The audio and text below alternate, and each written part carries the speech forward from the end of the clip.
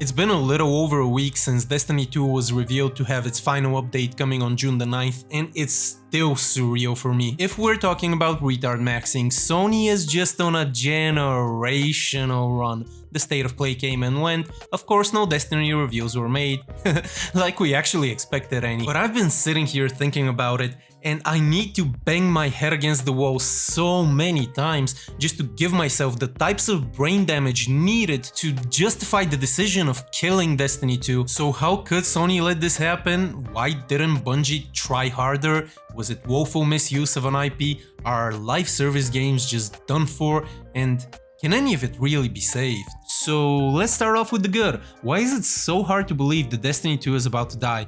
The answer to this is fairly simple. It's probably one of the best FPS games, and it's my personal favorite FPS game I've ever played in my life. When you sit down and think about it, there are no games like D2. It doesn't have any real market replacement.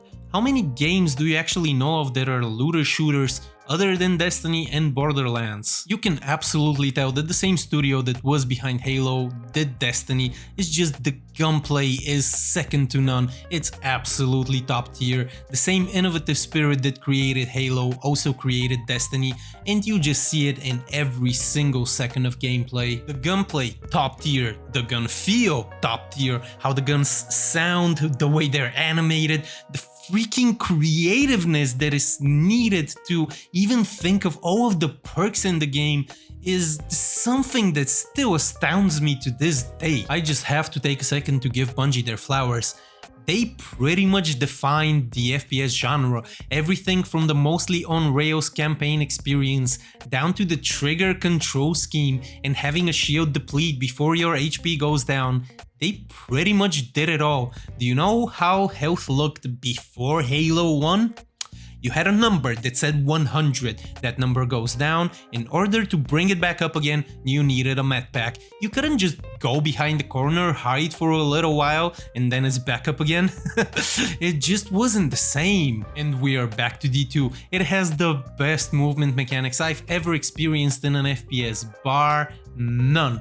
Apex does kind of get close, but there's something lacking there. I don't know if it's just mechanically, is it something about feeling, but I can tell it's not the same. And COD is just a joke in comparison with its pseudo-realistic aspirations. Honestly, I cannot even think of any other FPS off the top of my head that does such dynamic movement the same as what D2 does. The three distinct classes in the game are meaningfully different. The Warlock doesn't play the same as the Hunter doesn't play the same as the Titan. The abilities are always flashy, fun, impactful, and different. The loot system, while grindy, is actually meaningful. It's giving you something to chase. The armor system went through a lot of changes, and with the mods that it has, it allows you to basically have RPG build crafting in an FPS MMO. Do you see why I tell you that Destiny 2 has zero market replacement? What other game is like this? There's always a goal, there's always something to chase, there's always another thing, there's always an exotic quest you need to complete, there's always some gun that you want to get, there's always a god roll that you're chasing. There used to be secret missions like Whisper of the Worm, which honestly is one of the best things I've seen in a game, period. You had to go to a random planet, wait for a random public event, go to a random cave, defeat the boss there, and it opens a portal in the middle of the map that you jump through, and you start one of the best missions I've seen in my life. What other FPS game has raids with raid mechanics that actually require you to use your brain and you communicate with people and make new friends? Destiny, there's nothing like it. And what about the story? Up until and including the final shape, it was simply top tier with just a few exceptions. Looking at you, Lightfall, but there's entire YouTube channels dedicated to explaining the deep lore of Destiny. It's so much for you to sink your teeth into. What happened there? Why are Sony making this happen? Firstly, let me tell you how I think it should have played out. Final Shape was absolutely an awesome jumping off point. The only thing that was needed was for Bungie to announce, we are taking the game into maintenance mode, giving you guys a final big update, and Destiny Infinity is coming within the next 5 years. maybe leave a couple of people on to develop like a season or two worth of content, something very light, just to keep players on the hook. But Sony seems scared, and I gotta be honest with you guys, it's not without good reason. A close to $1 billion impairment loss was reported against Bungie this year and last year combined. It's been known that Sony do not really trust Bungie to handle their franchises, and we've had a lot of layoffs hit the news cycle. 8% of staff in 2023, 17% staff in 2024, with significant staff layoffs expected to hit soon. Let's be realistic about it, Sony bought Bungie for $3.6 billion. That's a lot of freaking zeros. So they want to see a return on their investment, and for some inexplicable to me reason, Sony seemed to be much more interested in developing Marathon further, which is already bleeding players, and they probably believe that cutting off D2 will somehow bring Destiny players to Marathon, which, let's be honest, that shit can never happen. There's a lot of players that are kind of like Astacross, who straight up said when it comes to Marathon, he is walking shit down. He was on a warpath, and we gotta be honest, a lot of Destiny players feel the exact same way. The weird part is that Marathon doesn't have a well-established player base like a Destiny has as an IP, and we've known for quite some time that most of Marathon's players are on PC, basically on Steam, while D2, even though we cannot see direct console numbers, we've known through some investigations that people have found console players either match or even exceed PC players. I believe like 40% of players were on PC, which means that during the final shape, when it had its peak concurrent players at 350 something thousand, it basically had over 1 million players playing it concurrently at the same time. Marathon could never! But we gotta give it to Sony as well. I mean, having hundreds and hundreds of developers working on one single game is just probably way too expensive, I would not be surprised. But what could have Bungie done better? Let's be fair, a lot of things. Bungie has had so many controversies over the years, from messed up story quests to the content voting, which in my opinion actually kind of killed the game, because after so much of the content was voted, players did not have a good onboarding experience, so gaining new players was so difficult for the game. The lack of anti-cheat for so long created the most horrendous Trials of Osiris experience, and I remember those matches, they were simply horrible. The drip feed of content, which in all fairness most players really hated, and we can never forget that there was no new PvP map for 966 days. That's over 2.5 years. The community was begging for a new map, and what they got in return, one of the worst PvP maps ever created. All of the players thought that the split from Activision was going to be a blessing, but it turned out that those two auxiliary studios that were working on Destiny 2 really were helping Bungie with a ton of work. The planning was either non-existent or some suit out there was just screwing everything up, and judging by the Jason Schreier articles, I cannot tell which is which. Firing people left and right,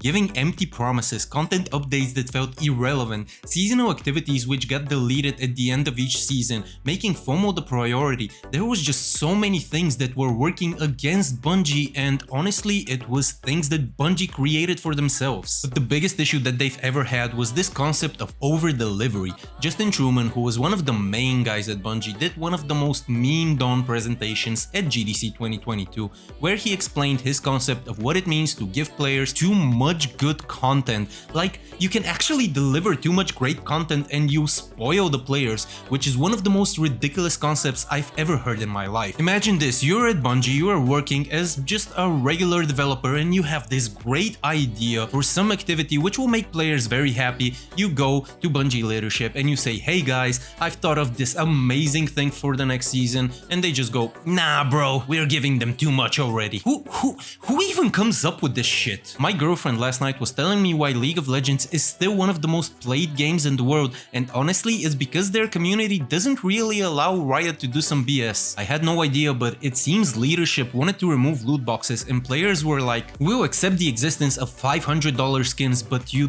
don't touch our Gamba boxes, you nerd, and revolted. Like 80% of players boycotting the game, and Riot just decided to kneel down because they were just bleeding players. What about a woeful misuse of the Destiny IP? I already touched on over-delivery, but I cannot stress this enough. The Destiny IP has iconic aura. The story is of epic proportions, the light versus the darkness, the traveler versus the winnower. We defeated the witness, but that still did not feel like the end, at least for me. What makes this IP tick? I've already talked about all of the positives, but it excluding some of the woke shit touched people. You have millions of players already invested, a million playing at a single point. Destiny characters are now so recognizable, even people who don't play the game know who the fuck Kate 6 is. Do you know how you can be sure an IP is great? When you get asked, hey, isn't that the guy from Destiny? Which happened to me recently as I got myself a Kate tattoo to, you know, remember the game by it. Brand recognition is something that you can hardly buy.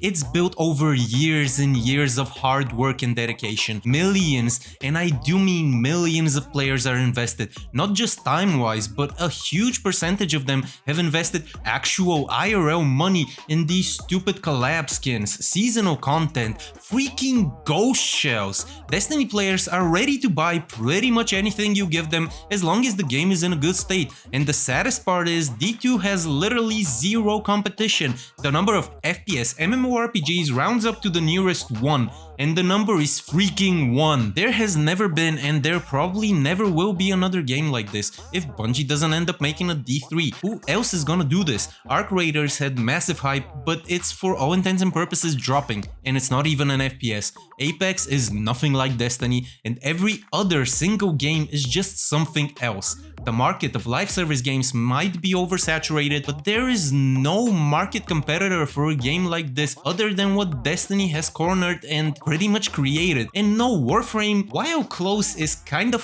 far from the same thing. It's not even at the bare bones the same type of game because it's a third-person action game. Are live service games just done for? Fortnite is going through massive layoffs, and that's a big red flag for this one. Arc Raiders devs just weren't ready with the content for players who were there and ready to play it. Call of Duty is pretty much quiet and it's not out there in the news cycle, at least not from what I've seen. Apex Legends, while extremely well played, nobody talks about, and honestly it doesn't have the brand recognition, at least from what I've seen. Marvel Rivals is kind of not doing numbers at this point. People are getting sick of what some are calling Hulu style menus. I'm calling it the carousel menus because you're not a player, you're treated like a little kid and you're there for your attention, you're not there to have fun. People want their time to be respected, and most of all, people just want to have fun without it costing them their whole life savings. The current life service model just kind of doesn't work. We need a radical change, which is absolutely terrifying for those retards at the gaming studios because it looks like they're going backwards. We need to go back to having consistent releases. Destiny 2 used to work, and having 2 releases per year could have actually been successful. I need only remind you of how many seasons were absolute bangers, from the Season of the Forge in Niobe Labs to Opulence and its Menagerie, Season of Dawn and the Return of Saint 14, Arrivals, Chosen, Lost, Into the fucking Light. Every other season of D2 was an absolute banger. You just knew that the second and fourth season of a year were going to be incredible, proving that all which is needed is effort and possibly going for one big expansion plus 2 big content drops per year. Players just want a good story, one great new mode, some awesome weapons and a reason to grind. We already hold the fucking stick, just give us a damn carrot. And finally, I will close out with the simplest question to answer. Can we save Destiny? The optimist in me wants to say yes, we can. The realist in me is not so sure, but what we can do is simply play in June. Play on June the 9th. Worst case, we just get sent out with a bang. Best case, enough players come in and Sony stop being retards and might make a good decision. But that's it from me. I hope you enjoyed the video, and if you do, make sure you hit the like, and I'll catch you on the next one.